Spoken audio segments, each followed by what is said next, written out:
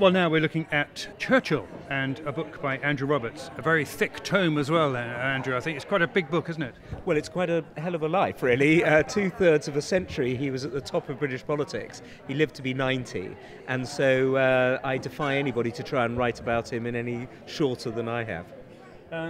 Well, one has to say there must be a lot of books about Churchill out there. There are 1,009.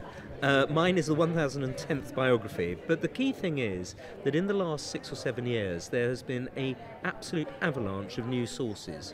The Queen allowed me to be the first Churchill biographer to use her father's diaries, and Churchill met King George VI every Tuesday of the Second World War, and he wrote down everything Churchill said, and there have been 41 sets of papers that have been deposited at Churchill College, Cambridge, so there's still a lot to be said about Churchill. And you've obviously found it because it's a thick book, a lot of pages there. Well, that's right, and you can't write, I think, a really comprehensive life, what I like to think of as a definitive life of him, in anything less than that, because he was not only at the top of politics, but also he flung himself into all of the great issues of the 20th century, really. And so, yes, I make no apology. In fact, I've had at least 300 emails from people about this book, and not one of them have said it's too long. Quite right. Doing a research on this and finding new material must be A, very exciting as a writer, but B, quite tiring. It must be a long job. But that's the best bit of it, though, actually. It's easily the most fun bit. The research, the actual writing of the book can be quite exhausting, but the research, and especially the excitement that you get when you find a new source.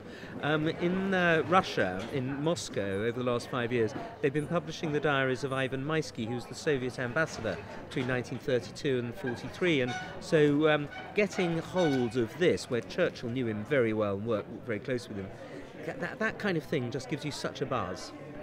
What in particular, would you pick out one particular thing you found out which was surprising? Yes, I was surprised by the way in which, and this comes out very strongly from King George VI's diaries, from the Queen's father's diaries, that that Churchill was very frustrated about how long it took the Americans to get into the Second World War.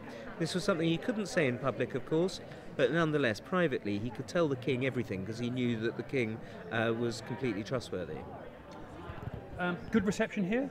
Oh, wonderful. This is a super literary festival. There are 350 literary festivals in this country. I feel as I've been to almost all of them. I've certainly been to over 100 of them. And this is right at the top because it's the trifecta as far as every writer's concerned. They laugh at the jokes. They asked intelligent questions, penetrating, intelligent questions, and they also bought the book. So you put those three things together and any writer's going to be happy to come.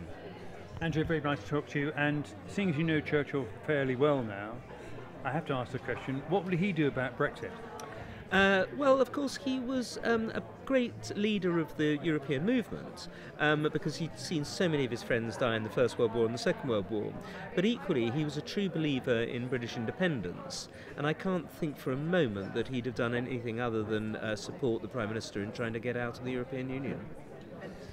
I'm sure he will. Well, this is your 15th book, is that right? Something like that. I really have genuinely lost count, and I think as some of them are quite small and others are quite big, it's best not to. It just makes me feel old by dwelling on that. Well, you better get writing something if you want to come back for next year. Thank you. Well, actually, funny enough, I've got a book coming out in 2 months' time called Leadership in War, and it's a collection of speeches that I've given to the New York Historical Society about Margaret Thatcher, Napoleon, Hitler, Churchill, Stalin, people like that. And so I'm hopeful that I might get invited back. We hope so. Walking with Destiny by Andrew Roberts, and it's Churchill 1010th book. Thank you very much indeed.